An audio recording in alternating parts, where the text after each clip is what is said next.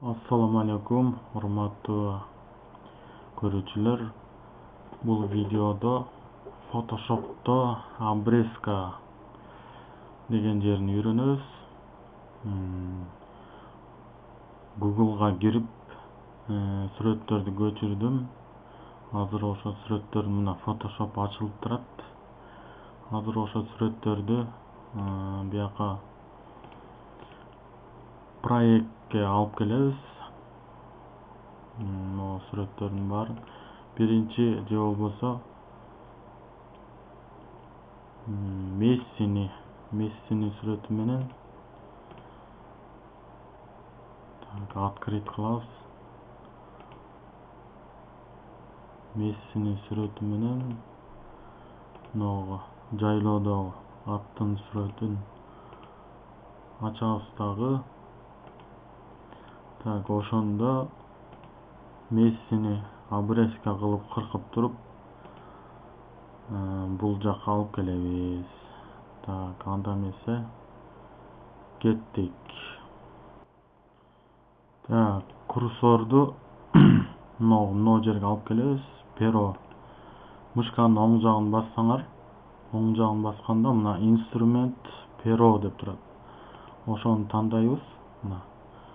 Мен башка инструменттер менен деле обрезка кылса болот. Бирок мен ошо дайыма перо деген инструмент менен обрезка кылам объекттерди. Азыр кандай кылып обрезка кылабыз? Ошону көрсөтөм. Бул баягы майда жумуш болуп кетет да. Мындай убакытты да көбүрөөк алат. Бирок башка инструменттерден көрө баягы жакшы обрезка кылыш мүмкүн да. Эми негизи мага өзүмө ушул инструмент жагат именно. Control клавиатурадан Control'ду басып туруп, анан плюсту басабыз. Басканда мына монтип жакындайт. Көрдүңүздөрбү? Жакындайт. Ушундай жакындатып туруп эме кылабыз. Мондай аябай жакындаганда мондай клеткалар чыгып калат. Мындай чыгып калганда кайра контролду баскан бойдон кой бербей, кайра минусту басабыз. Минусту басканда назад кетет. Ошондо ошо клеткалар чыкканга чейин кылабыз дагы. Мына контролду кой бергенде кайра перо инструменти көрүнүп калат. Ушундай кылып туруп обрезка кыла беребиз.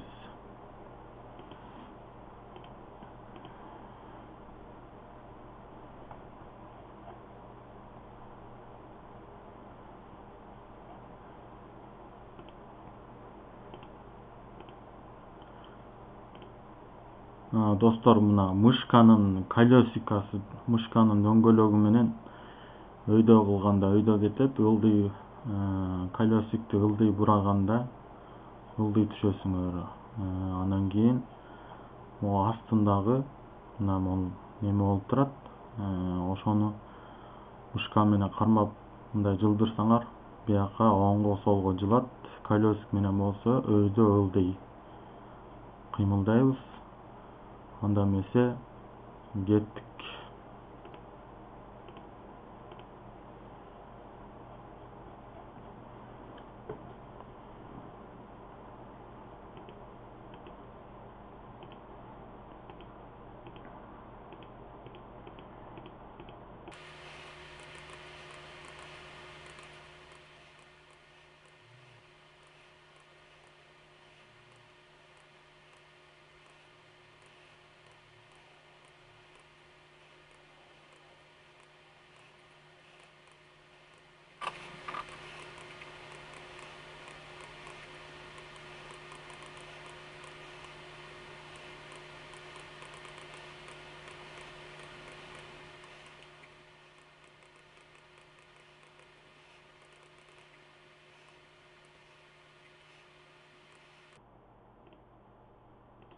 Анан достор, мондай обрезка кылып кесип келатканда, эгер туура эмес, кичине туура эмес, кыйшык кетип калса, назад кылсаңар болот.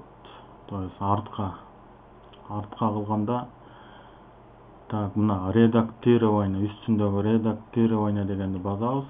Анан шаг назад деп турат. Көрдүңүздөрбү? Шаг назад басканда кайра артка кетет. Кайра дагы шаг назад кылабыз. Мынактан бир аз өтүп кетирбиз. Мессинин капшонкасынын уч жактары алынбай калыптыр. Назад кылдык. Анан кайра ошо редактированиядан кайра вперед кылсаңар деле болот. Мына вперед, назад. То есть ошо кылган туура эмес кылып алган эмелерди өчүрүп коет да. Так, дальше кеттик.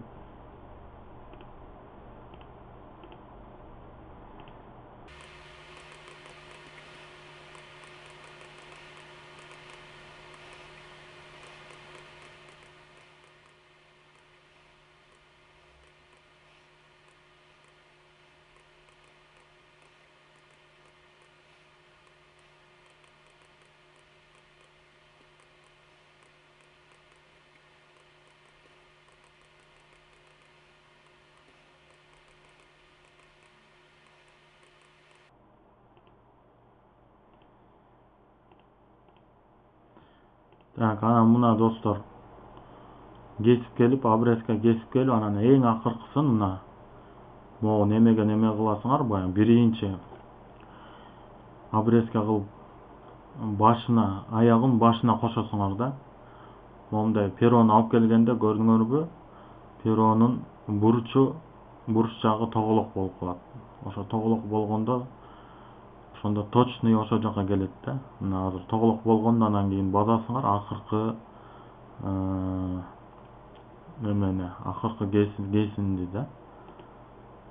Мына бастык, жабышты, экөө жабышты, башы жана аягы жабышты. Так, эми Ctrl минусту басасыңар, Ctrl'ду басып кой бербей турасыңар дагы. Минусту басып бересиңер. Мына артка болот мондай. Общий кадр болгондо мына уже обрезка болду. Эми курсорду мындай алып келесиңер дагы. Мышканын оң жагын басасыңар. Оң жагын басканда мондай чыгат. Анан выделить область деп чыгат. Выделить область. Ошону басасыңар. Так, бул жагына тийбейсиңер эч жерине. Анан окейди басып коесуз. Жөн эле. Окей. Басканда мондай болуп выделение болуп калат. Мына көрдүңөрбү? Мында кыймылдагандай болуп, өзүнчө неме болуп турат да. Уже выделение болду. Так, муну эми эмне кылабыз? Муну деген, так, азыр могу перону алмаштырып алабыз. Так, перемещение, инструмент перемещение, ошого алмаштырып алабыз. Уже перемещение болуп калды биягы. Так, эми муну деген кармап туруп, мышка менен кармап туруп алып келсе болот, бирок биз андай кылбай эле муну деген оңоюраак эле кылабыз. Так, редактирование дегенге басабыз кайра. Анан копированияны басабыз. Басканда именно ушу Мессинин сүрөтүн копировать этти. То есть выделение болгон жерлерди эле копировать этет дагы. Эми мына бул фонго кайра келдик. Так, бул фон чота жакын, аябай жакын болуп тургандай болуп атат. Муну Ctrl минус кылып коебуз, бир жолу басабыз. Мына алысыраак болуп калды. Эми бул жакка кайра редактированияга киребиз дагы. Вставить деген бар. Вставитти басабыз. Мына басканда Мессинин сүрөтү туруп калды. Так, мышка менен кармап бул сүрөттү жылдырсак болот. Мындай ар кандай жылдырсак болот. Азыркы учурда так, бул Мессини ушунда мындай кылып койсок болот экен, мындайраак, бир аз сол жака. Месси баягы селфи кылып аткандай болот. Жайлоого келип, Кыргызстанга жайлоого келип, Лионель Месси селфи кылып аттын жанында селфи сүрөтүн тартып аткан болот. Ошондо так муну деле ошо выделение болгон, обрезка болгон сүрөттү деле чоңойтуп кичирейтсек болот. Ал үчүн кайра редактированияга киребиз. Свободное трансформирование дейт. Ошону басабыз. Так, мына ошондо ондай болуп чыгып калат.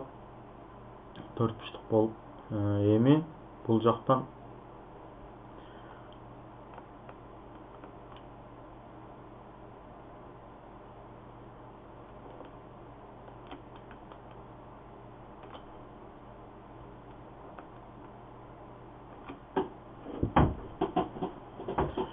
так, бул жактан shift клавиатурадан shift'ти басабыз. Немесин жоготпош үчүн качествосын shift'ти басып туруп кой бербей баскан боюнча анан мышканы басып мындай кичирейтип чоңойтсок болот. Так, shift'ти баскан боюнча кой бербейбиз. Оң колубуз менен мышканы мындай кичирейтип размерин чоңойтуп кичирейсек болот. Так, мындай кылсак деле болот экен. Же болбосо мындай кылсак деле болот. Размери баягы тууралапчы. Размерин тууралап. Так, менин оюмча мондай размер туура эле болуш керек. Так, экөөнү тең кой беребиз. Мышканы дагы shift'ти дагы кой беребиз. Болду. Так, ушундай кылып туруп кайра инструменттерин любой инструментин басканда приминит деп чыгат. Приминитти басып коебуз. Болду. Размери ушундай болуп калат. Так, ошондо Лионель Месси жайлоодо селфи кылган болуп калат да ошондо. Так, муну дагы кандай кылсак болот? Муну деле яркосттар менен бияктан яркосттарды колдонсок болот. Мына изображение деп турат. Ошону басканда режим, анан коррекция дегенге киребиз дагы мындай акырын алып келип яркость, контрастность деп турат. Ошону басабыз. Так, яркость бул деген жөн эле агартат. Так, мына курсор менен иштейбиз. Биякта мышка менен яркостьна көбүрөөк кылганда Мессиге күн аябай күн катуу жарык берип аткан болот. Так, аябай яркость деле кереги жок. 17% кылсак болот окшойт. Контрастность деген бул баягы яркостька деле көп кирбейт. Бул мындай тоногураак кылып коет да болгону бир аз сүрөттү. Контрастность мындай кылсак деле болот, мына мондай кылсак деле болот. Так, бул ушу контрастностьти бул жактан ошондо көбөйтсөк болот экен. Неге дегенде бул артындагы сүрөт, аттын сүрөтү ошондой. То есть контрастность көбүрөөк болуп көрүнүп атат. Значит, Мессиде дагы контрастность көбүрөөк. Мессинин сүрөтүндө контрастность көбүрөөк кылып коелу. Так, 57%. Так, мындай болгондо болбой калып атат. Көрдүңөрбү? Ошондо 57, 70 кылып койсок деле болчу да экен. Так, 70 кылып кой берели.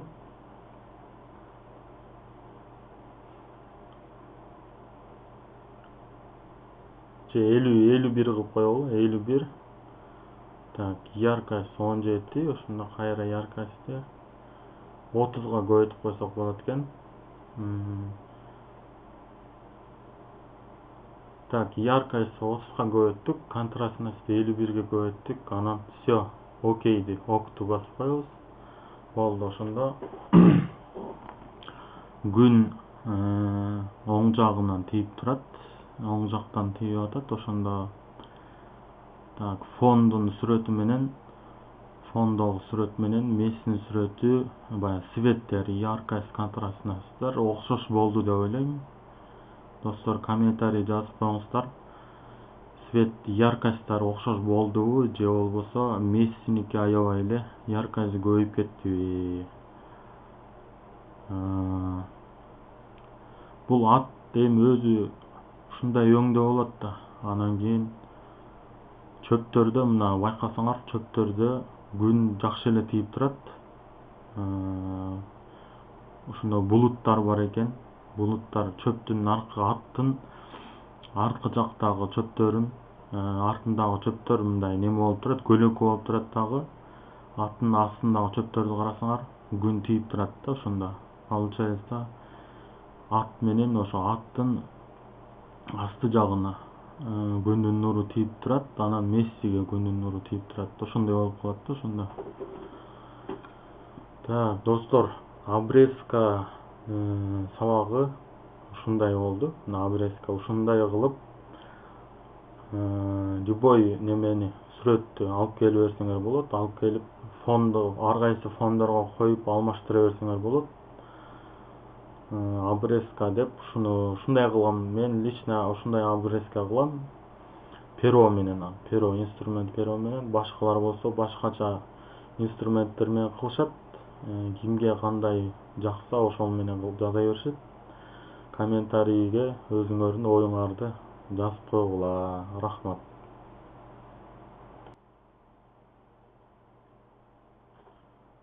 Достор, эмени унутуп калыптырмын, көрсөтөм деп. Жанагы сүрөттү жасап бүткөндөн кийин кандай кылып сохранить кылса болот размерлерин. Анан кийин ал сүрөттү, обрезка кылган сүрөттү эгер YouTube'да каналга видеолорго значок катары жасаган болсоңор, размерин кандай кылып тууралаш керек, ошолорду азыр айтып берейин. Так, мына файлды басасыңар, открытьты басасыңар. Мына жанагы загрузки деген жерге эле кайра ошол жака сохранить кылып койгом.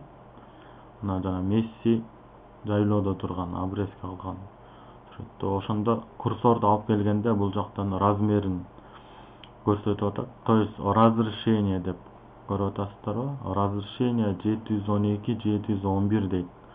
Бул YouTube'дагы видеолорго значокко жарабай калат да. Бул значокко деген 1280 узундугу, туурасы 720 болуш керек. Так, бирок муну базабыз дагы, мына открыть кылабыз. Открыть, окей кылабыз. Аябай жакын көрүнүп атат. Ctrl минусту басабыз. Так, эми муну бул жактан неме создавать этебиз. Значоктун размерин создавать этебиз. Файлды басабыз, создайтты басабыз. Анан бул жактан ширина менен высотаны эле өзгөртөбүз. Болду, башка иштерине тийбейбиз. Ширинага так 737-ни өчүрөбүз дагы 1280 кылабыз. Высотага астына так 720-ны басабыз. Окту басып коебуз. Так, жаңы неме ачылып атат. Мына жаңы размер ачылды. Лист. Так, ушу жерге эле жанагы сүрөттү неме кылып койсок болот. Мону копировать этип коюп койсок болот. Так, азыр копировать этиш үчүн мына курсорду көрүп атасыздарбы? Инструмент прямоугольная область дегенди басабыз. Басканда моундай болуп калат курсордун башы. Анан мышканы сол жагын баскан бойдон кой бербей тартабыз, тартып келебиз дагы. Моундай кылабыз. Тартып келип туруп кой беребиз дагы. До конца полный. Бул жакты да выделение кылабыз, бул сүрөттү. Анан редактированияга киребиз, кайра копировать басабыз. Так, кайра бул жака өтөбүз дагы. Кайра редактированияга киребиз, ставить басабыз. Так, мына көрдүңүздөрбү? Размер ушундай болуп калды. Так, азыр курсорду алмаштырабыз, перемещение кылып алабыз дагы. Муну мындай мисал үчүн сол жака коюп койсок болот. Так, кырлары да жетпей калып атат. Мына ак немелер көрүнүп калып атат. ошондо кайра размерин мунукунун деле кичине өзгөртүп койсок болот. Редактированияга киребиз дагы, свободное трансформированияга кайра киребиз. Анан жанагы айткандай жогоруда шитти базабыз дагы. Шитти базып кое бербей турабыз мышка менен. Так, акырын тартып коебуз, чоңойтуп размерин. Болду. Эми любой жерде басканда, любой инструментти базабыз, перемещениени базабыз. Анан применить трансформирование деп суроо берет дагы, применить кылып коебуз. Болду. Ошондо эми мына жака жарымы пустой болуп калды. Жарымына так эмне деп койсок болот. Жарымына деле ар кандай сүрөттөрдү жасап койсок болот.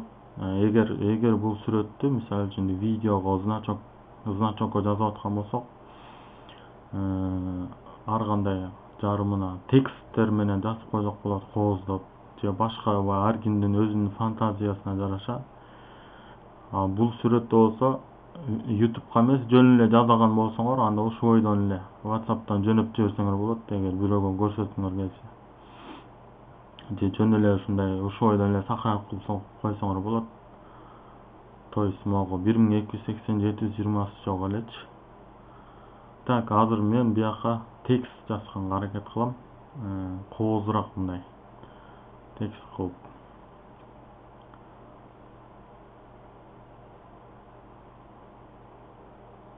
Так. Биринчисин тандайбыз дагы. Выделение кылабыз. Мындай кылып туруп, ак жакта, ак бетин выделение кылабыз дагы. Мышканын оң жагын басабыз. Так. Жок, бул обводка кылбай эле, жөн эле мышканын оң жагын басабыз дагы. Так, мына жакта заливка деген бар, мына заливка. Ошону басабыз. Заливка. Анан мына жактан заливканын цветин тандайбыз. Цветин. Так, кызыл кылсак болот, сары кылсак болот. Так, кызыл цвет кыла берели. Кызыл цвет. Так, мына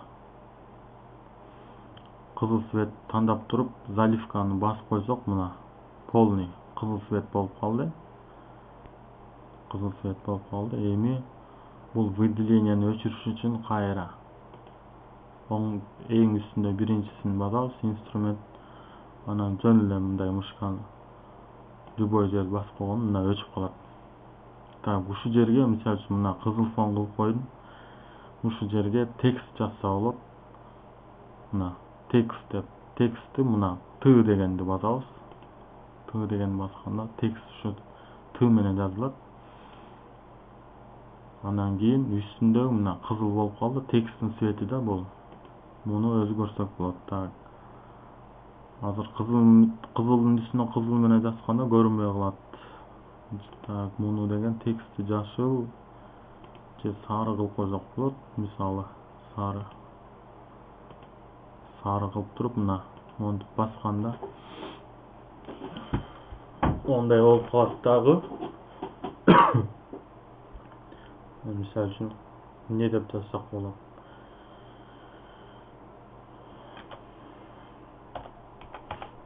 Месси деп жазып туруп, интерди басканда ылдый абзац койтот.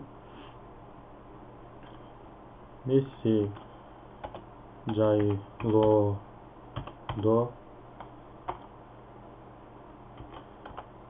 эс алып жүрөт. Месси жайлоодо эс алып жүрөт деп койсок деле болот. Так, бул эми жөн эле Photoshop, мисалы үчүн эч кандай неме эмес. Алдаган жокмун, жөн эле Photoshop'ту үйрөтүү максатында көрсөтүп атам. Жөн эле үйрөтүү максатында. Анан мындай значокторду жасасаңар балким алдаганга кирип калабы деп ойлоп атам. Же болбосо Мессини Кыргызстанга кантип алып келебиз деп жазып коебузбу, же болбосо Месси Кыргызстанда селфи деп койсок деле болот. Ошондой да, бул эми баягы фотошоптун немесин, фотошопту үйрөтүү максатында айтып атам. Ар ким өзүнүн каалаганын жазса болот бияка. Достор, ошондой кылып иши кылып мына тексттерди ар нерсе деп жазабыз дагы. Мындай кылып жазабыз. Азыр баарын мен ойлонуп, текстин ойлонуп көрсөткөнчө убакыт аябай көп кетип калат. Анысы деле уже 9 мүнөт болуп кетти бияга. Ошон үчүн так мына мисалы жаздык, текст жазып койдук деп коелу. Эми файлды басабыз дагы. Сохранить как дегенди басабыз. Сохранить какты басабыз дагы. Кайсы папкага сохранить кылсаңар болот. Өзүнчө бир папка ачып алсаңар деле болот. Же болбосо документы деген жерге кылсаңар деле болот. Анан астын тип файла деген жерин басабыз дагы. Бияктан JPEG дегендер, жалаң JPEG дегенди тандайбыз дагы. Ана имя файла дегенди жазып коебуз. Мисалы үчүн Photoshop Messi деп койсок болот. Photoshop Messi дейбиз да, сохранить басабыз. Басканда так, мына качество 12 наилучший качество жакшы эле болот экен.